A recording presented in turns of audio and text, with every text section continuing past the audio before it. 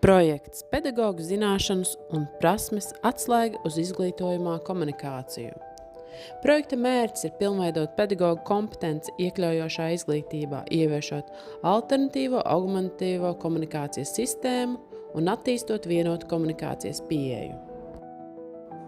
Projekta laikā pedagoga piedalījās 24 stundu profesionālās pilnveides programmā, kuras ietvaros tika apgūtas alternatīvās un augmentatīvās komunikācijas un lietišķās uzvedības analīzes pieejas, kā arī attīstītas praktiskas prasmes vizuālo materiālu izstrādē un vienotas komunikācijas sistēmas ieviešanā izglītības iestādē.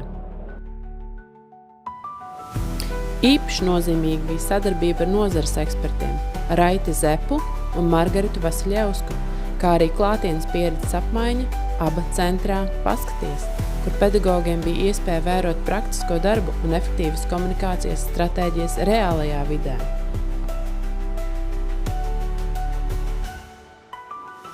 Rezultātā pedagogi būtiski pilnveidoja zināšanas un ikdienas darbā regulāri tiek izmantot vizuālai materiāli un alternatīvās augmentatīvās komunikācijas rīki. Ir izstrādāti materiāli un ieviesta vienota komunikācijas sistēma.